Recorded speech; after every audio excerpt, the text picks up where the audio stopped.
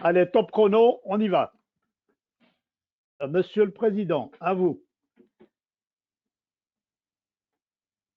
Bonsoir à tous et bienvenue d'être là ce soir. C'est un grand honneur pour moi, Ricardo Nassif, le président de cette association, de vous présenter le groupe d'études PMBOK 7 qui a été co-construit de façon collaborative parmi plein de gens qui vont participer à la présentation ce soir de tout ce qui a été fait et surtout de ce que se fera dans les prochains jours et semaines. Donc, un petit mot de contexte, le PMI France est le troisième chapitre le plus grand des PMI monde et nous avons la mission de partager la gestion des projets là où elle se trouve. Ça peut être fait par les chefs de projet professionnels, mais aussi pour des personnes qui ont besoin de emmener à bien une certaine démarche, un change maker, comme on l'appelle au niveau PMI Monde. Donc l'idée, c'est de vulgariser la gestion des projets, mais aussi d'accompagner les pros de la gestion des projets, programmes et portfolios. Donc, ce groupe d'études se focalise particulièrement dans la 7e édition de PMBOK Guide qui a vu la lumière dans l'été dernier et c'est, comme vous le savez tous, les livres qui va compiler les meilleures pratiques en gestion de projets au niveau monde. Donc, ceci dit, je voudrais passer la parole à un de mes collègues pour avancer au prochain slide. C'est quoi, toi?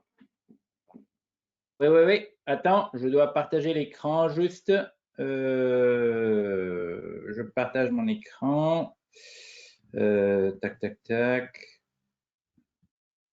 Ouais, c'est ça, c'est YouTube. Et hop. Ah, ok, c'est la vidéo. Ok, la vidéo introductoire.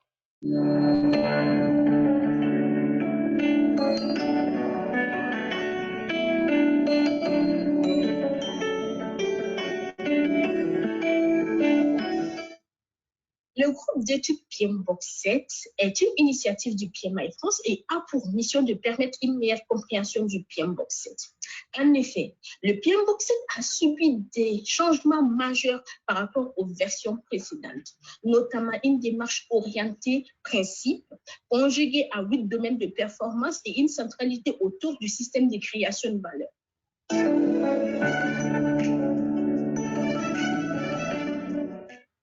Est-ce qu'il y a des prérequis pour participer? Je dirais qu'a priori, non. Il suffit d'avoir une culture générale en gestion de projet et puis être à jour de ses cotisations au niveau du PMI, membre du PMI France ou un des chapitres PMI francophones. Bon, aussi, il faudrait s'impliquer pour un travail collaboratif avec un groupe de travail selon la thématique que vous avez choisie.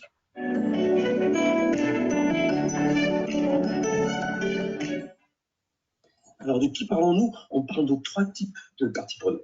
L'équipe organisatrice, dont je fais partie, qui a permis de planifier ce projet et qui va le suivre tout au long de ces mois. Ensuite, les équipes de présentation qui vont par groupe de 10 personnes étudier chaque chapitre et les présenter lors de séances spécifiques. Et puis toute autre personne intéressée par le sujet, sans particulièrement d'activité, juste pour bénéficier de la valeur ajoutée lors de ces présentations.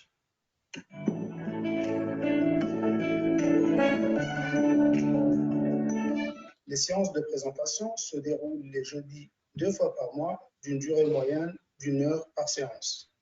La première séance est planifiée pour le 13.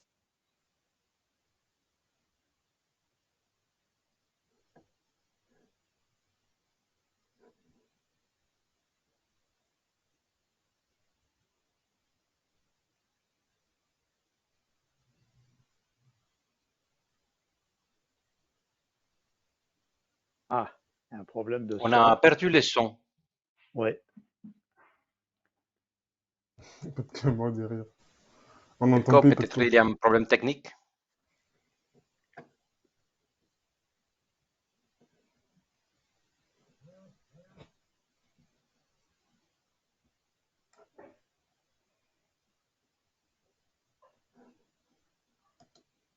Petko, on a perdu le son de la vidéo. Là, je ne sais pas, moi, je reprends. Peut-être que c'est. Très bien. Le livrable définitif et assigner 3 personnes parmi eux pour participer dans la présentation finale qui sera enregistrée.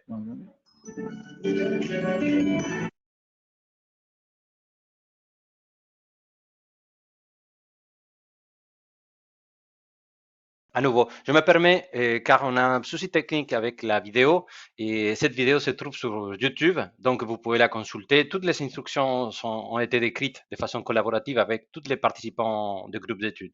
Je vous propose, car ça marche évidemment pas, de passer à la présentation à nouveau. Ça vous irait, Petko? Très bien.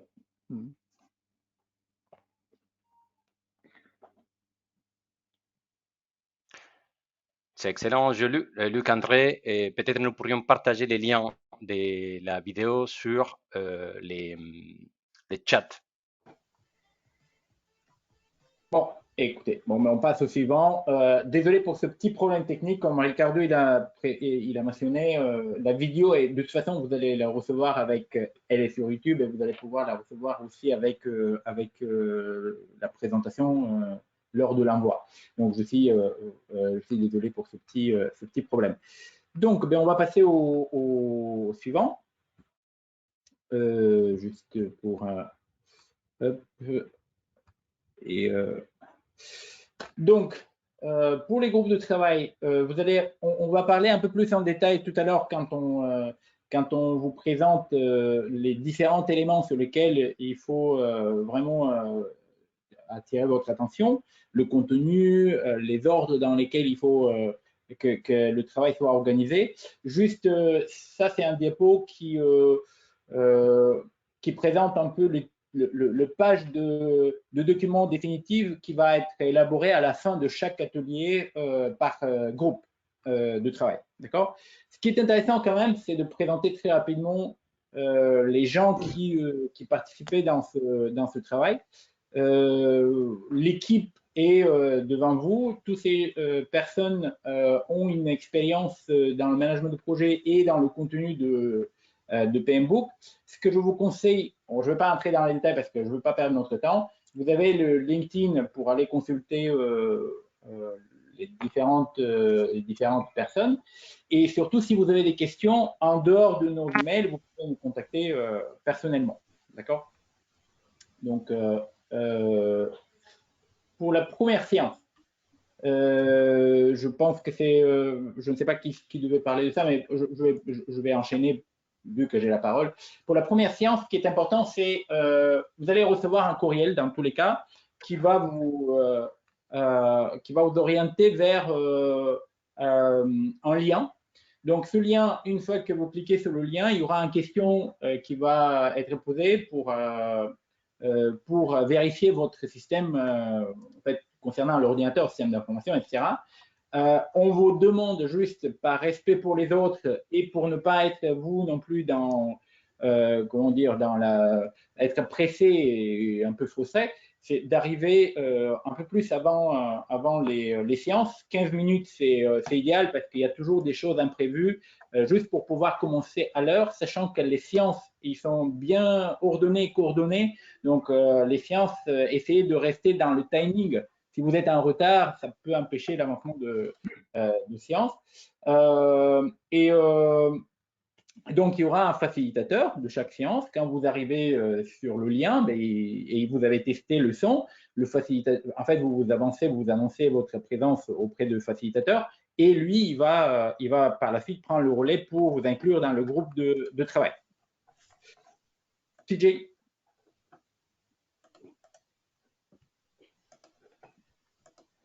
Christian Jacques. Oui, alors vous vous rappelez, quand vous avez passé le PMP, on vous posait la question, quelle est la définition d'un stakeholder? C'est quoi un stakeholder? C'est toute personne ou tout groupe qui est impacté plus ou moins ou qui a une activité plus ou moins importante dans un projet. Quels sont les stakeholders de ce projet? Alors, pour faire simple, les principaux, ce sont ceux qui sont là ce soir, hein. Et on peut les catégoriser en 3 parties. La première partie, c'est l'équipe organisatrice. C'est le slide qu'a montré Petro, alors dans lequel vous avez Ricardo, Hamid, Samé, Soufiane et moi, donc qui organisons tout ça. Et ensuite, il y a surtout les sachants, les personnes qui vont travailler dessus, l'équipe de participation, de présentation, les personnes comme vous et moi qui vont participer à ces séances de travail du jeudi soir pour creuser le sujet, pour comprendre, pour arriver à donner le meilleur d'eux-mêmes et à avoir un rendu utilisable. Et ensuite, il y a toute autre personne qui ont peut-être moins de temps, qui ont moins de connaissances, mais qui sont intéressés et qui peuvent participer sans être actifs peut-être, mais qui sont intéressés par le sujet, qui sont plus que bienvenus pour participer à ces éléments-là, plus ou moins en fonction de votre connaissance, de votre compétence. Je vais juste citer Jean-Luc Favreau qui est avec nous ce soir. Il va surtout, lui, nous accompagner dans la revue des livrables. Jean-Luc a participé à la construction du PMBOK V7, vous imaginez, mais n'importe qui pouvant être intéressé peut participer sans avoir activement à produire des livres. Voilà. Donc, toute personne intéressée pourra participer, soit en organisation, c'est nous, soit en présentation, c'est les personnes qui vont participer le jeudi soir, ou toute autre personne intéressée par le sujet qui seront plus que bienvenues.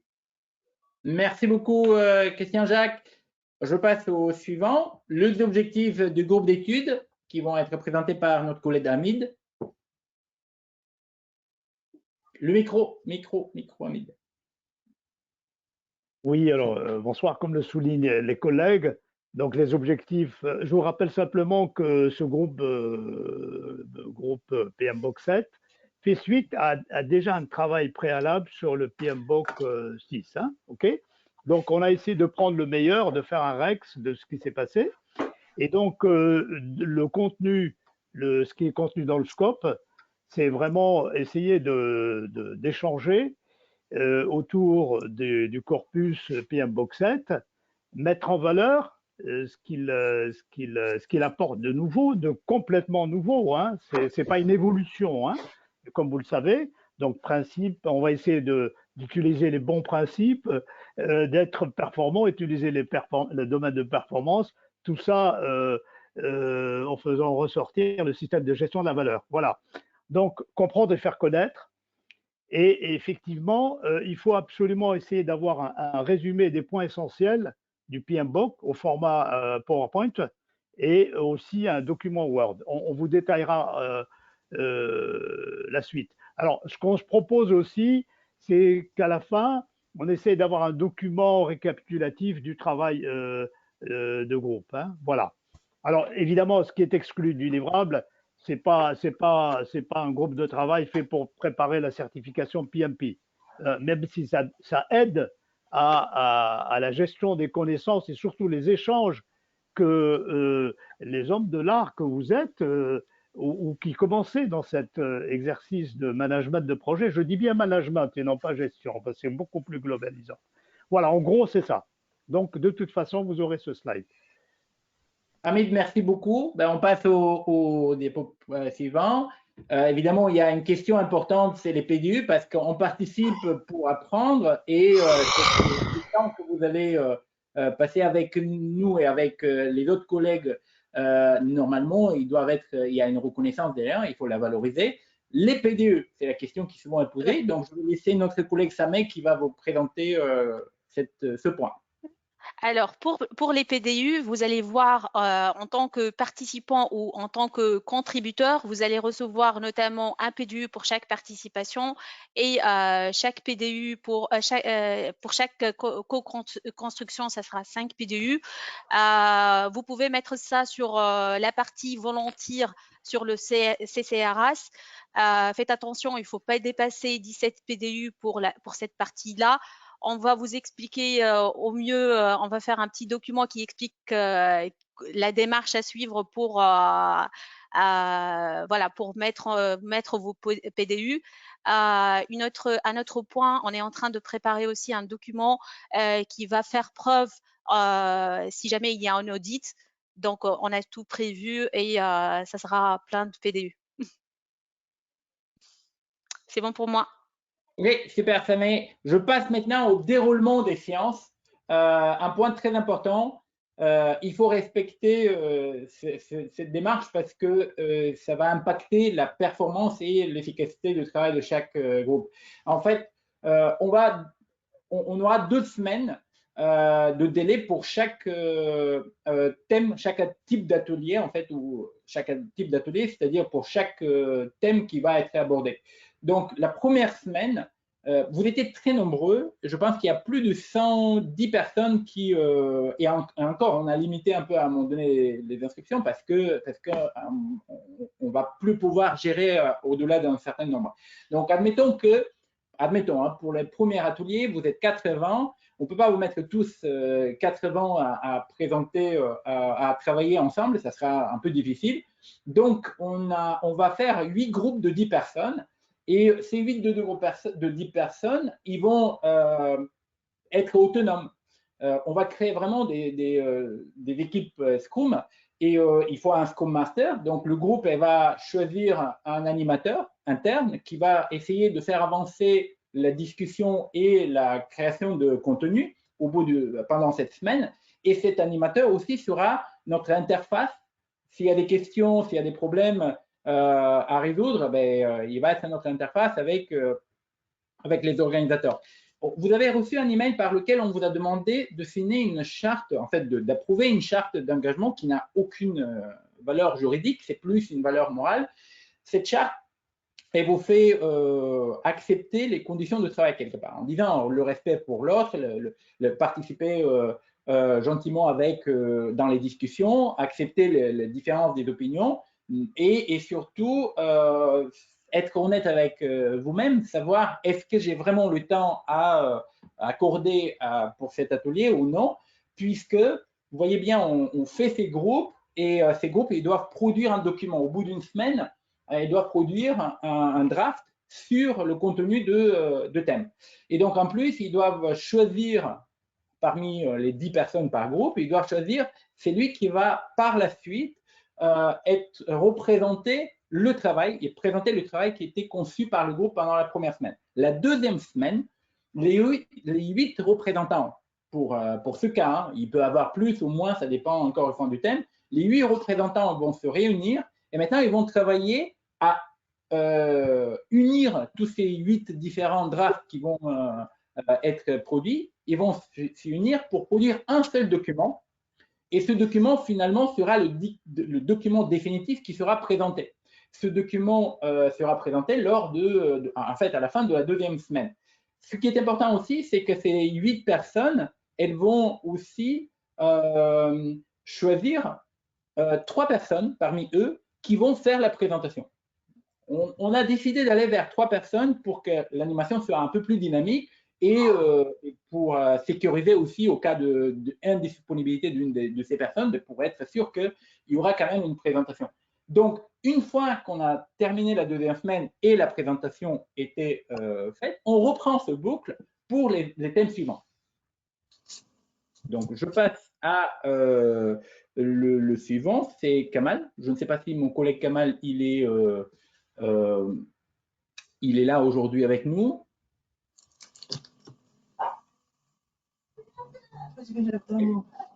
Est-ce que Kamal est là? Est-ce que, excusez-moi, pour les gens qui sont connectés mais qui ont le micro, est-ce que vous pouvez le mettre en off s'il vous plaît parce qu'on entend et pour qu'on puisse. Bon, c'est juste, je pense que l'assignation des séances, elle se fait nous on le fait, hein, on regarde qu'est-ce que vous avez évoqué dans le doodle que je vous ai envoyé, qu'on vous a envoyé avec le document, la charte assignée. Donc, on va regarder encore une fois votre choix.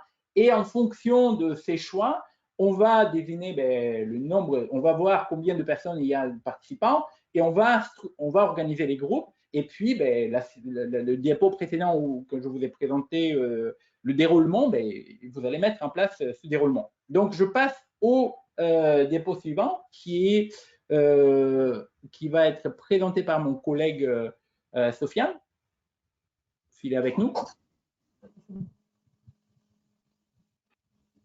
Sofiane. Bonsoir. Oui. Oui, bonsoir. Ok. La qualité du son n'est pas bonne. Si tu Alors, veux, je peux enlever. pour ne pas faire doublon avec ce que vous ont déjà expliqué mes collègues, je vais plutôt... Attendez, je vais changer. Ouais.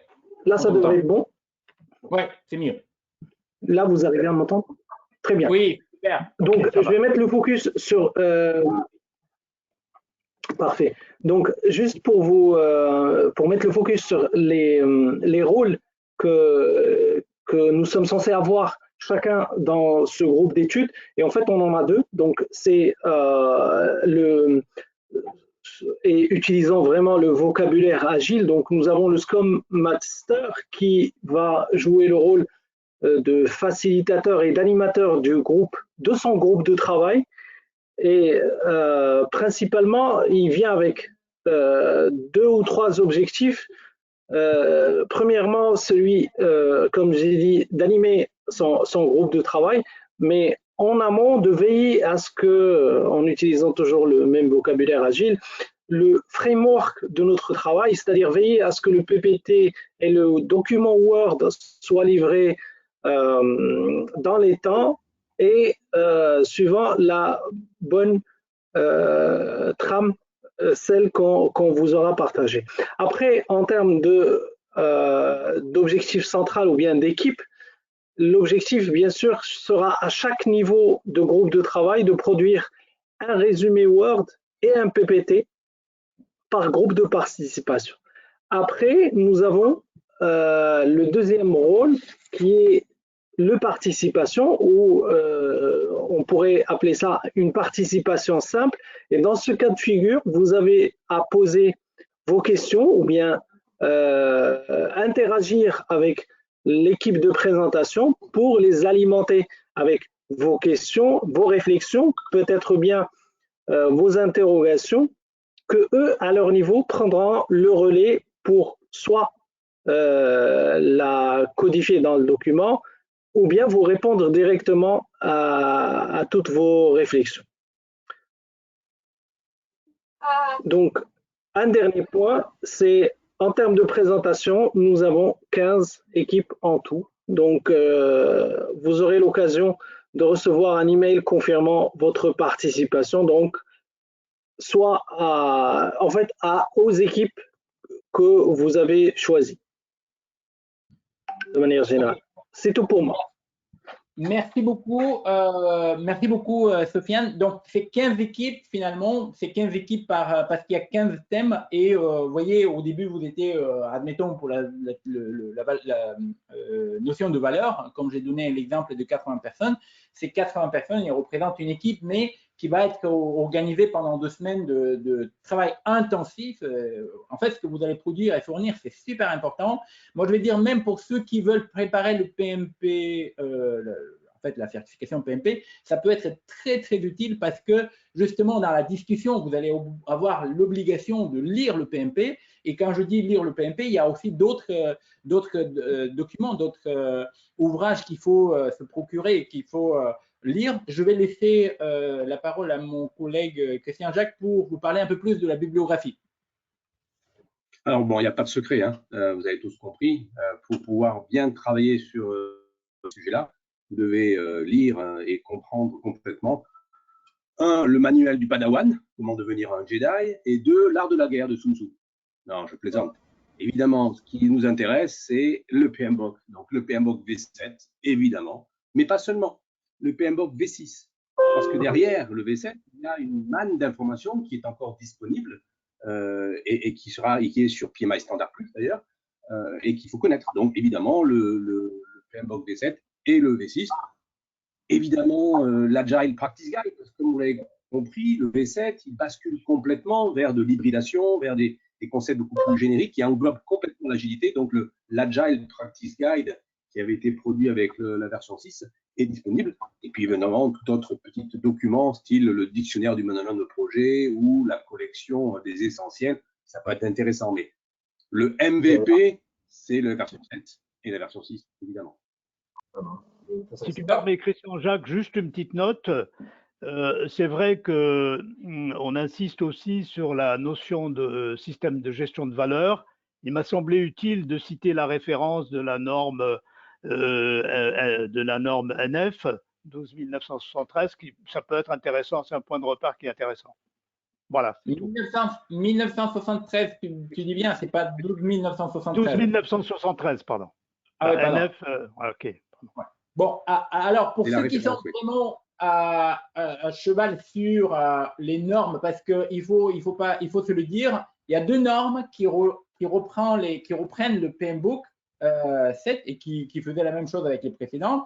C'est la norme 21500 qui est de ISO. 21500 initialement était 2012, maintenant elle est 2021.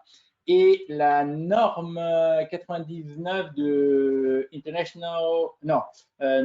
American National Standard Institute, ainsi 99 2 points PMI et après je ne me souviens plus le numéro. Attention, la norme américaine, les normes américaines, c'est des normes qui sont appliquées sur le sol américain et dans les entreprises américaines. Les normes internationales, elles sont appliquées en principe sur tous les continents, tous les pays. Continents. Ouais. Voilà. Ce qui veut dire que vous avez deux normes qui parlent de même outil, de PMBOK 7, et avant c'était PMBOK 6 et 5.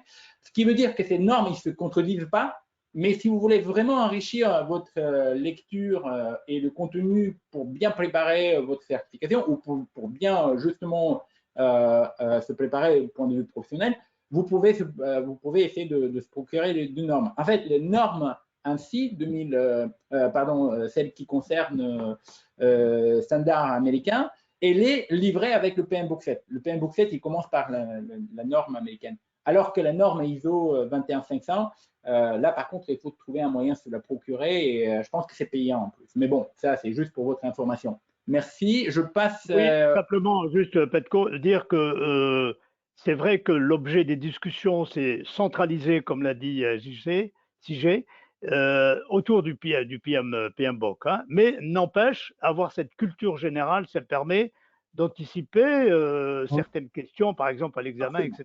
Voilà, je pense que c'est nécessaire d'avoir cette culture. Pardon, termine. Absolument. Oui, je t'en prie, merci beaucoup. C'est super important de rajouter ces éléments parce que, comme je l'ai dit, il y a des gens qui préparent le PMP et il ne faut pas se dire, moi, pour le PMP, il me faut juste le PMBOK 7, mes collègues ils vont le confirmer. Tout à fait. Le PMBOK 7, ça ne suffit pas. Donc, je ne sais pas qui avait dit un jour, et moi j'ai lu 6000 pages pour préparer le PMP. Bon, peut-être c'est exagéré, mais voilà, il faut rester plus ouvert que ça. Je passe la parole maintenant à ma collègue Samek, qui va vous présenter la démarche de point de vue framework. Comment les documents sont constitués, quels sont les livrables qu'on va vous demander. Ben, c'est ça. Pour le groupe de travail, vous avez bien compris, il y a des livrables à fournir pour chaque session, pour chaque atelier. Donc, on va prendre par exemple pour l'atelier numéro 1, la notion de valeur. Je t'en prie, Petko, à la page suivante, là où il y a un exemple de briques à fournir, les prérequis et les objectifs de chaque thème, de chaque décomposition du thème, une présentation. Il vaut mieux présenter les choses d'une manière visuelle. Comme vous savez, une image vaut mieux que 1000 mots. Donc, si c'est un processus, on sort d'un diagramme de flux, si c'est une organisation à faire, il vaut mieux présenter les choses d'une manière plus visuelle, d'une manière plus schématique. Le contenu du module, le contenu de thématique que vous allez présenter, avec des choses récapitulatives, on peut dire, des cas pratiques et des exemples, si c'est possible, de votre vie professionnelle, etc., des exemples que vous avez lus sur le PMBOK, et ce qu'il faut retenir à la fin, une sorte de résumé, ce que vraiment il faut retenir du module. Si je me permets très rapidement, je fais un retour. J'ai participé au groupe de travail PMBOK 6. Ce que vient de dire ma collègue est vraiment très intéressant. Et notamment, les échanges sur les cas pratiques que les gens ont vécus, c'est très enrichissant pour les équipes. Et ça a intéressé beaucoup de nos collègues. Et je complète, il ne faut pas oublier aussi, Hamid, sur l'examen PMP en lui-même, pour ceux qui préparent l'examen, c'est basé sur des cas pratiques.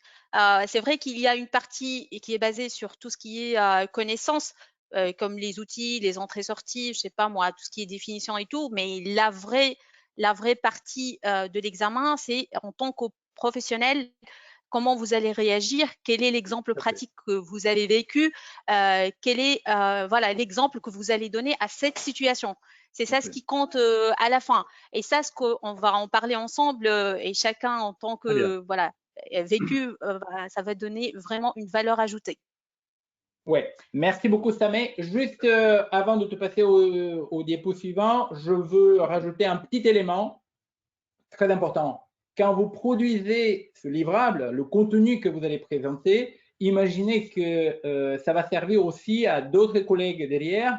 C'est un contenu qui ne sera pas verrouillé, c'est un contenu qui sera diffusé à des partenaires dans vos entreprises, vous pouvez l'utiliser avec vos équipes, etc. Donc, pensez aussi que le contenu doit être clair pour ces gens-là. Quand ils lisent, que ça soit rapidement compréhensible pour eux, parce que probablement ils n'ont jamais lu le PMBOK 7 ou 6 ou précédent. Donc, ce qui fait que votre livrable, vous devez vous mettre aussi à la place de ceux qui n'ont pas encore, eux, accès au PMBOK 7 et ils veulent très rapidement quand même accéder à ces connaissances. Donc, le produit doit être conçu de cette manière. Donc, je vais passer au dépôt suivant parce que Samé doit aussi nous parler rapidement de cette enquête de satisfaction. Ben, à la fin de chaque session, on va lancer une enquête de satisfaction pour tous les participants, que ce soit des contributeurs ou participants, pour voilà, revoir ce qui va être amélioré pour les prochaines séances, ce qui a été retenu, est-ce que tout va bien, est-ce qu'il y a des choses à améliorer et tout. Et nous, en tant qu'équipe organisatrice, on va veiller à ce qu'il y aura de l'amélioration continue, du lean comme vous le dites. Et cette enquête de satisfaction, elle fait partie en fait de l'engagement dont Hamid a déjà parlé. Donc on voilà. On en fait une espèce de sprint rétrospective, n'est-ce pas? Oui, c'est ça. C'est de l'amélioration continue, oui, c'est ça. Voilà. Oui, super, super, super. Merci. Maintenant, on a bien avancé, peut-être un peu vite parce que je vois le temps, il est 19h32. Il y aura à la fin des questions-réponses. Je vois des questions qui sont dans le chat. On va vous laisser du temps aussi pour poser vos questions tranquillement. Peut-être parce que si tout le monde essaie de poser ces questions, ça sera un peu difficile. Je vous demande juste de poser ces questions sur le chat et moi, je vais essayer de trouver, en fait, de les reposer. Comme ça, on va pouvoir vous répondre avec une organisation derrière. Donc, je passe au diapo suivant, qui est juste avant-dernier diapo, pour vous donner un peu une idée du timing. Bon, là, c'est prochaine séance. Quand c'est le prochaine séance, normalement, aujourd'hui, c'est le kick-off, donc ça ne compte pas comme séance. Prochaine séance, c'est première séance officielle des ateliers sur lesquels il va falloir travailler sur un contenu. Et ce premier contenu sera la notion de valeur. Donc, la notion de valeur, ça démarre le 27 janvier. Non, c'est 27 janvier, c'est quoi? C'est le livrable? Je suis un peu, j'ai l'impression que je suis un peu perdu là. C'est ça, tout à fait, livrable, 27 janvier. Pardon. Donc là, la prochaine séance commence à partir du 13, du 14. Je pense que très rapidement, vous allez recevoir un email avec les groupes. Et donc, ces groupes, ils vont se mettre à travailler de la manière dont je vous ai déjà parlé. Et une semaine plus tard, les premières drafts doivent être terminés. C'est-à-dire, si on commence le 13, une semaine plus tard, c'est le 20. Premier draft prêt avec les représentants de chaque groupe. Ces représentants, ils se réunissent encore une fois, ils travaillent une semaine supplémentaire pour éclaircir les différences entre les différentes versions, parce qu'il y aura 7 ou 8 versions, donc pour constituer une seule version et choisir les 3 personnes qui vont présenter ce document. qui va être enregistré, distribué. Il va avoir tous les supports par la suite disponibles aux autres personnes. Donc voilà, le 27 janvier à 19 h, il y aura cette équipe de présentation qui va être assistée par l'équipe organisatrice, hein, mais cette équipe de présentation qui doit présenter le sujet le 27 janvier à 19 h. Voilà, j'ajouterai, Petko, le 27 janvier, effectivement, il y aura la notion de valeur qui sera développée.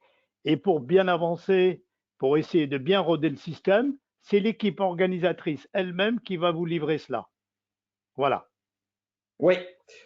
Moi, je voulais, si j'ai bien compris, parce que je ne sais pas s'il est avec nous ce soir, Jean-Luc Favreau, c'est un membre de PMI France et PMI World, je vais dire, depuis très, très longtemps, et qui a participé activement dans les dernières versions de conception et traduction des versions 6 et 7, il me semble. Jean-Luc, si tu es là et si je omets une erreur, tu m'excuses, tu peux me corriger évidemment. Donc, ce qui est important, c'est que lui, il va aussi regarder ces documents et soit il va faire des commentaires parce qu'il peut avoir un point de vue des groupes qui peut diverger un peu, si je peux dire qu'il y aura une divergence, mais à mon avis non, qui peut diverger un peu sur le sens que les auteurs de PMBOK 7 ont mis dans l'écriture de contenu. S'il n'y a pas de… Ces commentaires, c'est précieux parce que lui, il a vécu et il sait vraiment le sens de tout ce qui était exprimé déjà dans le PMBOK 7 et il peut nous faire aussi des commentaires supplémentaires pour enrichir encore plus ce contenu. Donc, voilà, c'est ce que je sais sur… Et ça, vraiment, on est honoré d'avoir… c'est super d'avoir ce type d'intervention d'un expert qui connaît très bien la matière et qui est dans le processus de création de PMBOK 7, qui était dans le processus de création de PMBOK 7. Donc, je passe dernière diapo, c'est les questions-réponses. Jean-Luc, si tu veux intervenir, excuse-moi, tu as la parole évidemment avant les questions-réponses. Oui, non. Merci Hamid, juste pour dire oui que j'ai travaillé que sur le PMBOK 7 hein, et c'est un plaisir hein, de participer à ce groupe. Bon, je ne souhaite pas me mettre trop en avant parce que je crois que l'équipe de volontaires a fait un travail énorme et vraiment impressionnant là, pour cette organisation et je veux vraiment leur rendre hommage parce que c'est beaucoup de travail.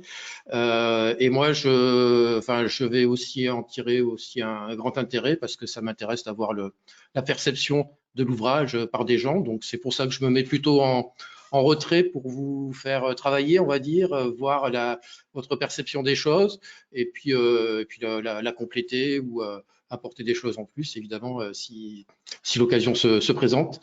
Mais voilà, je ne serai que l'un des contributeurs à ce groupe. Merci. C'est super. Merci encore une fois pour ton témoignage. Merci et pour ta participation et le temps que tu vas dédier à ce projet. Bon, ben maintenant, on a des questions et sur le chat. C'est le moment de questions-réponses. On a vingtaine de minutes.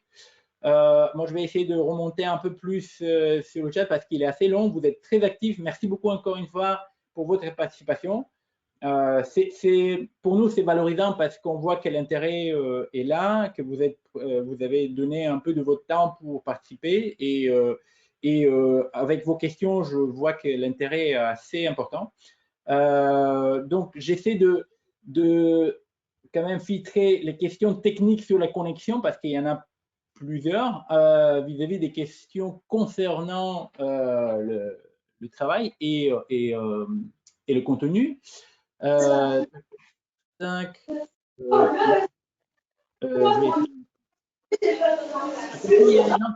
vais si vous pouvez mettre en off vos micros, s'il vous plaît. Aurons-nous la bibliographie sur un support? Rio Frey. Alors, comment je comprends cette question? C'est plutôt, on ne peut pas vous fournir la bibliographie dans le sens où vous avez le PMBOK 7, C'est ça votre outil principal de travail pour ce projet. Et le PMBOK 7 avec, quand vous avez votre comment dire, inscription, votre adhésion à jour avec PMI, vous avez accès sur la version électronique de PMBOK 7.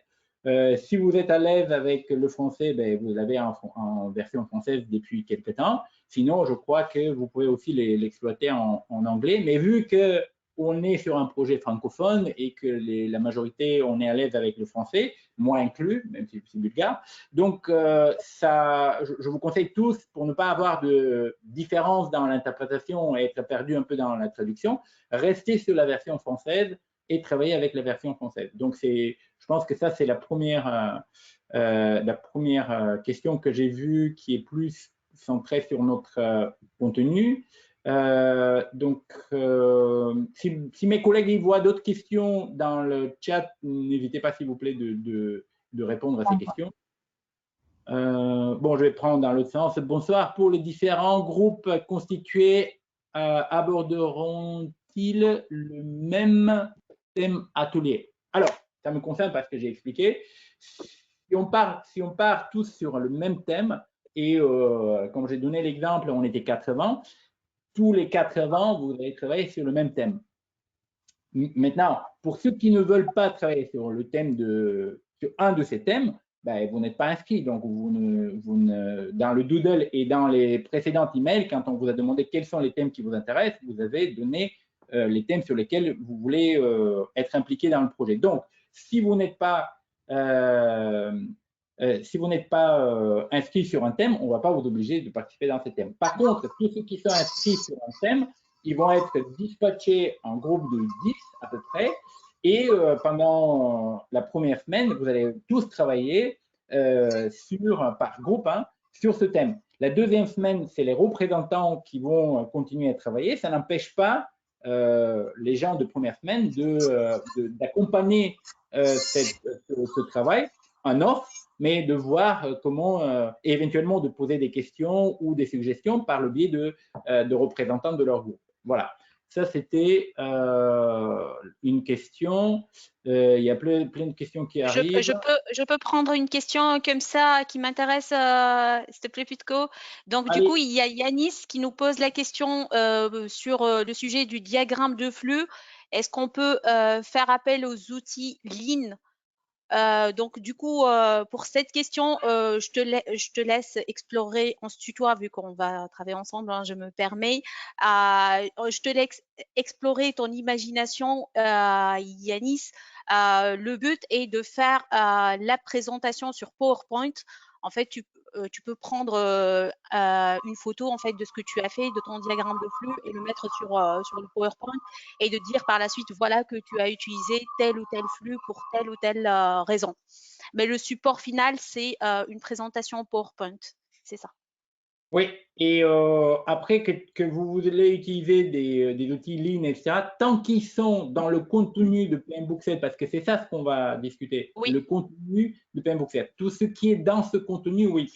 Et l'idée, c'est justement d'interpréter ce contenu et de fournir un document qui est sur la base de ce contenu. Il ne faut pas s'improviser, par contre, sur des choses qui ne sont pas dans le PMBOK 7, pour une simple raison, c'est un référentiel, c'est fait, il est là. Maintenant, peut-être un PMBOK 8 et Jean-Luc, il va prendre les notes justement de vos réflexions, mais sur le PMBOK 8, peut-être il y aura des modifications, on n'en sait rien. Mais là, pour l'instant, on se concentre sur le PMBOK 7.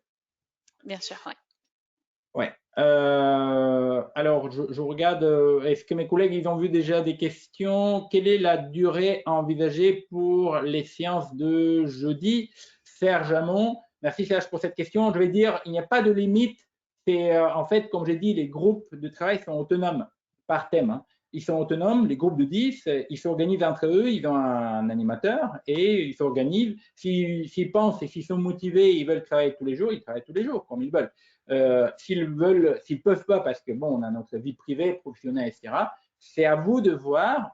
C'est ça une équipe autonome, c'est pour ça la notion agile est quelque part omniprésente partout dans ce qu'on présente aujourd'hui, mais c'est ça ce qui est intéressant, c'est que ça nous permet aussi d'acquérir certaines compétences dans ce type d'exercice. Donc, vous vous organisez entre vous, et c'est pour ça le respect d'autrui est très important. Vous vous organisez entre vous, vous mettez en place votre planning et vous travaillez en bonne humeur ensemble. Ok. Comment on peut se procurer les documents d'études? Alors, Ilham Kranfir, de quel document d'études? Ah oui, de l'ordre tel qu'il était présenté par ma collègue Samé. De toute façon, vous allez avoir cette présentation, ce PowerPoint. Donc, ça vous permettra de reprendre le contenu. Après, si vous avez des questions supplémentaires, évidemment, nous, on est là pour répondre à vos questions. Pourquoi cette différence PMBOK? Apparemment, l'utilisation est plus en Europe, Amérique, pas en Afrique, si je ne me trompe pas. Ça, c'est notre collègue Costel Navi qui pose cette question. Si je bien comprends la question, il n'y a pas de différence. Un PMBOK, c'est un PMBOK. C'est ça ce qui est la force de ce référentiel. On se met d'accord sur un vocabulaire et la certification, quand vous la passez, c'est un justificatif devant toutes les entreprises dans le monde entier qu'on est une famille et qu'on parle la même langue. Peu importe si vous êtes en Afrique. Maintenant, PMBOK 6, il était plus basé sur les compétences. PMBOK 6, PMBOK 7 est plus considéré comme concentré sur les principes.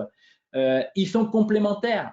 Il n'y a pas le 7 qui va évixer le 6. Et d'ailleurs, ce qui est important de savoir, c'est certaines certifications aujourd'hui, comme le CAPM, c'est le petit frère de PMP, ou sœur, ça dépend, mais le CAPM, il est encore organisé, la certification est organisée sur le PMBOK 6.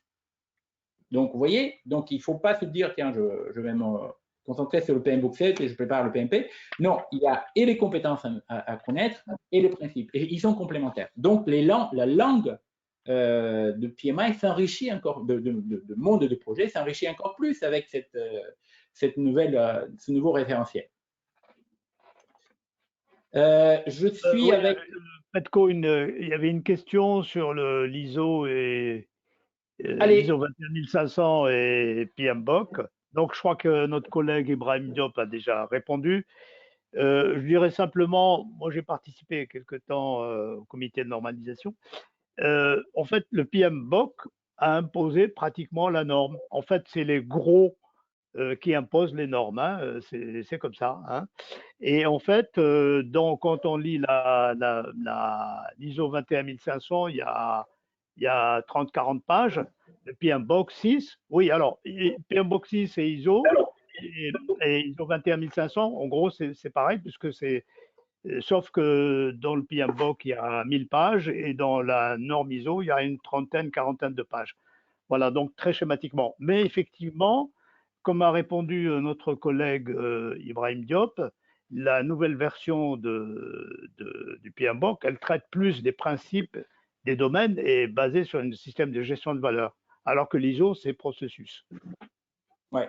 Et après, n'oublie pas, les ISO, ils donnent un référentiel à respecter, mais de base, toutes les explications et l'interprétation est dans les PMBOK. C'est là où… et les ISO en fait, les standards, ils sont issus de PMBOK. Ce n'est pas l'inverse. C'est pas les standards. Exactement. Voilà, je pense que ça, il faut le préciser. Malheureusement, c'est comme ça. Hein. Voilà. Et heureusement. Si je peux me permettre, par rapport à ça, donc effectivement, alors ce sont deux standards qui sont, je dirais, qui sont compatibles, qui ne sont pas identiques. Est-ce que vous pouvez, excusez-moi, est-ce que vous pouvez mettre un off vos micros, s'il vous plaît, parce que sinon, ça sera difficile pour notre collègue de s'exprimer. Oui. Merci. Donc, oui, je disais, ce sont des standards qui sont compatibles sans être identiques. Et effectivement, il y avait peut-être plus de synchronisation quelque part entre le PMBOK 6 et la norme ISO dans la mesure où les deux étaient alignés sur des processus, des groupes de processus. Là, il y a un décalage où on va dire que le PMBOK 7 a pris un petit peu d'avance sur l'approche principe. Peut-être que la norme ISO évoluera plus tard, mais voilà, pour l'avoir parcouru rapidement, la norme ISO 21500, la toute dernière, elle est toujours basée sur des processus et c'est très intéressant. Et pour ceux qui connaissent, moi j'ai retrouvé pas mal de similitudes ou de ressemblances avec Prince2. On retrouve pas mal de choses de Prince2 aussi également, je trouve, dans cette norme-là. Ouais, voilà. Mais bon, le groupe de travail, on est bien d'accord, porte sur le PMBOK 7. Absolument, oui. Merci beaucoup, merci. Bon, de toute façon... Petko, Oui, Sofiane, vas-y. Excuse-moi, Petko. Je me permets de répondre à une question par rapport à l'agilité. Donc, Fethi Shaib, je l'ai vu partir, mais c'est une bonne occasion d'aborder ce sujet rapidement.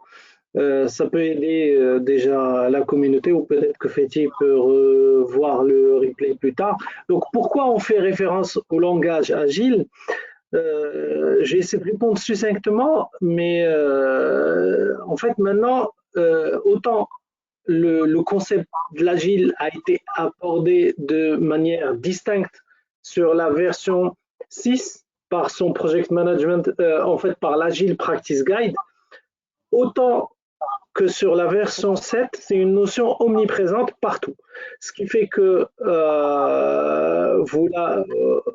et c'est d'ailleurs d'où l'utilité de ce groupe de travail. Donc, nous serons amenés à relire tout ce qui est Agile Practice Guide et le PMBOK V6, mais dans le Agile Practice Guide, nous allons voir des notions comme le Kanban et de manière générale le Lean ou l'agilité, et nous aurons l'occasion de faire un comparatif entre les deux versions, PMBOK V6 et V7, et c'est vraiment tout l'intérêt de notre groupe de travail. Donc, vraiment, cette question, en fait, ce groupe de travail peut être une réponse à cette question, et d'où l'utilité de se mettre autour d'une table et d'aller dans le détail de chaque version du PMBOK. Voilà. Exactement, exactement. Moi, je vais parler sous le contrôle de Jean-Luc, mais ce que je ressens pour le PMBOK 7 vis-à-vis de l'agilité, les auteurs, à mon avis, ils cherchaient, parce que la vérité aujourd'hui, c'est qu'il n'y a pas un projet qui est purement, bon, peut-être qu'il y a des cas particuliers extrêmes, mais il n'y a pas un projet qui est purement agile et on ne parle pas que d'agilité, il n'y a rien d'autre qu'on va utiliser, ou purement classique à l'ancienne. Donc, ce qui fait que cette PMBOK 7, c'est comme ça que je le ressens, et nous sensibilise plus sur les projets hybrides. Donc, dans lesquels il faut avoir les compétences et les savoirs et connaître les principes d'un projet qui se déroule dans une démarche plutôt agile entre les deux extrémités. Donc, c'est pour ça la notion agile, elle est très importante. Et moi, je vois comme ça, encore une fois, sous le contrôle de Jean-Luc, mais je vois comme ça le contenu de PMBOK 7. Je vais peut-être juste compléter, si tu veux bien, juste très rapidement. Donc, effectivement, le PMBOK 7 se veut vraiment agnostique, c'est-à-dire qu'il couvre l'ensemble des approches de développement sur le spectre, allant effectivement des approches waterfall prédictives jusqu'aux approches adaptatives et agiles. Et effectivement, comme tu le dis, Petko, effectivement, on a aussi toute une section du PMBOK 7 qui est consacrée à l'adaptation, au tailoring, où on dit qu'effectivement, chaque projet est unique et l'idée, c'est d'avoir un spectre de connaissances le plus large possible et puis d'aller piocher dans ce spectre de connaissances pour mettre en place l'approche qui sera la plus adaptée à notre projet. Mais juste pour conclure rapidement là-dessus aussi, l'agilité peut-être apparaît de façon peut-être plus importante dans le PMBOK 6 qu'elle n'apparaissait dans le PMBOK 7 plus que dans le PMBOK 6. C'est pas volontaire, on va dire. Mon sentiment, c'est que l'agilité été en quelque sorte greffé au PMBOK 6 et rajouté au corpus qui existait dans la V5. Là, on a une approche qui prend de la hauteur et qui couvre, tout le spectre de l'agilité au waterfall en passant par l'hybride. Mais le PMBOK 7 n'est pas spécifiquement orienté agile. Je voulais juste apporter cette précision. Merci. Oui, merci beaucoup encore une fois pour le témoignage. C'est hyper important, on a vraiment une chance de voir Jean-Luc avec nous parce que vous voyez, immédiatement, il peut aussi nous apporter énormément de savoir et d'interprétation, même avant de commencer ces ateliers. On va peut-être, il est 54, peut-être qu'on va prendre encore 2 questions, je vais essayer d'être plus rapide. Je vois ici, et mes collègues ils peuvent intervenir, le PMBOK est codé, heureusement, de Yannick Cavaya. Comment ferions-nous pour copier certains éléments pour préparer la présentation? Alors, on ne vous demande pas de faire copier-coller parce que je me permets à dire que chacun sait lire et chacun a lu ou quelque part connaît le PMBOK 7 pour ceux qui ont déjà mis le nez dedans. C'est plutôt d'interpréter et fournir votre propre travail. Et dans ce sens, le PMBOK 7 va vous servir, mais vous n'allez pas pouvoir faire copier-coller. Donc, ce qui était le cas avec les précédentes versions également. Donc, si mes collègues ils sont d'accord avec moi, ou s'ils ne sont pas d'accord, ils peuvent compléter d'ailleurs. Serge Amand, devons-nous comprendre que les participants aux 2e session, début de la semaine 2, découvrent en sciences les productions de la semaine 1? Alors là, je suis un peu, peut-être j'ai mal expliqué. Parce que les participants en 2e semaine, c'est uniquement ceux qui étaient choisis par les groupes, c'est-à-dire chaque groupe a choisi un représentant et ces représentants se réunissent et ils vont travailler sur ce qui était produit la première semaine. Donc, tous les autres participants, comme je l'ai évoqué tout à l'heure, ils ne sont pas exclus, ils peuvent suivre ce travail, évidemment, mais ils ne vont pas avoir un rôle actif. C'est les 8 représentants qui vont avoir ce rôle actif. Par contre, ils peuvent communiquer avec leurs représentants de groupe de la semaine précédente pour éventuellement avoir des suggestions ou des questions. Mais ces 8 personnes doivent livrer au bout de la 2e semaine, doivent livrer le produit final et choisir les 3 personnes qui vont présenter le thème.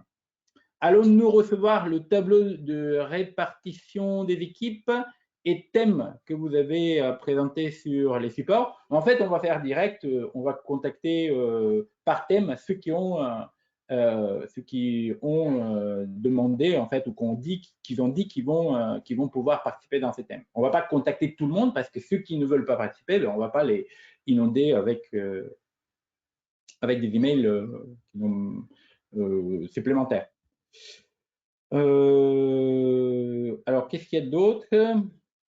Comment sont choisis les représentants? C'est le groupe autonome entre vous. Quand vous êtes 10, vous avez votre groupe, vous vous réunissez, première séance, et soit vous démarrez immédiatement avec votre… en fait, vous allez choisir votre animateur, et puis à la fin de cette semaine, quand vous connaissez un peu plus et quand vous voyez les qualités de chacun et la disponibilité, ici, il faut pas oublier ça, ben, vous pouvez choisir votre représentant. Une fois, vous allez être représentant, une autre fois, ça sera un autre représentant sur un autre thème. Donc, comme ça, tout le monde va participer, il va avoir cette expérience, va vivre cette expérience. Vous pouvez ouvrir un Google Doc pour la constitution des groupes. Probablement, bon, on verra comment on va s'organiser pour vous envoyer cette information. Et je prends une dernière question, parce qu'il est déjà 58. N'auriez-vous pas une méthode d'apprentissage à conseiller à ceux qui préparent le PMP qui se trouvent ici de faire d'une pierre deux coups? Je l'ai évoqué, je vais le redire encore une fois. La meilleure méthode d'apprentissage, c'est de travailler, de lire le PMBOK et de le discuter avec vos confrères, ceux qui ont passé l'examen, de l'imaginer dans le quotidien, ce que vous lisez, et comment vous pouvez l'appliquer, parce que vous allez visualiser ce que vous lisez, et ça vous permettra plus facilement, mais il n'y a pas de n'y a pas de surprise, il faut travailler, il faut lire beaucoup. Si vous préparez le PMP, il ne faut pas s'arrêter surtout sur le PMBOK 7 uniquement. Notre collègue Jean-Luc, il l'a précisé, PMBOK 7 complète ou c'est une valeur ajoutée parce que ça complète un peu le PMBOK 6. Mais pour le PMP, ça ne suffit pas uniquement le PMBOK 7. Et bon, je pense que c'est très important. Donc, il faut vraiment utiliser, comme je le disais auparavant, il faut utiliser cette opportunité de participer dans les groupes de discussion, des ateliers. Et avant d'arriver à un atelier, par contre, et ça c'est assez un conseil, prenez temps pour lire le contenu dans le PMBOK 7 qui concerne le thème qui sera abordé dans l'atelier, parce que ça sera dommage de venir et de découvrir le contenu. Vous n'allez pas avoir un vrai rôle actif dans la discussion. Ce qui est important, c'est de lire et après de discuter, d'échanger, de faire comparaison, et comme ça, on apprend encore plus. Ça s'appelle intelligence collective. Voilà. Bon, je pense qu'on a terminé. Il est 20 h. Merci beaucoup pour votre présence et pour le temps que vous allez passer dans les ateliers. Vous allez recevoir un email avec tous les documents que vous avez vus, avec en fait les diapos aujourd'hui. Cet